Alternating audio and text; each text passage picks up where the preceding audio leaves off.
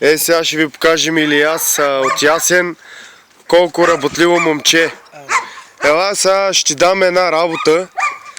20 лева, искам да бутнеш тая ласка назаде. Ще я бутнеш ли? Да.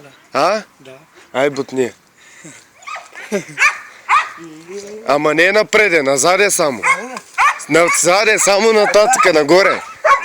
Така. Ама леко да ни го назаприш. Така. Я спри вече. Ти жена имаш ли? Да. Къде е жената? Зебадев. Имам. Къде е? Имам. Късте. Къси? Спи. Какво прави? Спи. Спи? Ще ме запознаеш ли с нея? Да. На колко е? Ела, ти дам една работа, искаш ли? Да изкараш някой лев. Да. Напред 10 лицеви опори. Ще можеш ли? Да. Ай, напред. Как сега? Някъде? Айди. Имах и меко станка имаш. Какво има? Меко станка имаш, къде?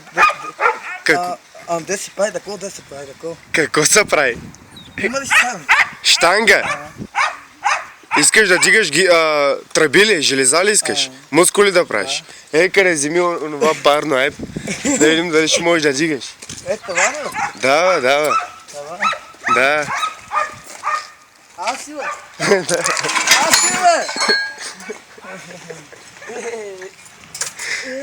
Така, фърли го отгоре сега. Така, браво. Ела, така, да.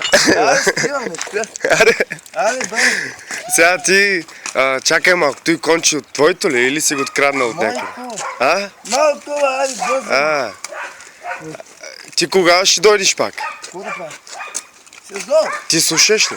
Да. Сигурен ли си? Да, ти слушам. Ако не слушаш, ще пипна тръбата, да знаеш. Слушам, бе. Айде тогава, заминавай, айде.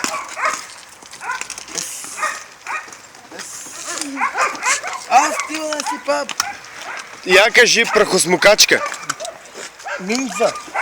Ниндза, бе. Илиясе, изчакай малко сега. Изчакай малко ти. Кажи прахосмукачка. Чакай малко, кажи прахосмукачка. Кажи прахосмукачка, бе. Мама,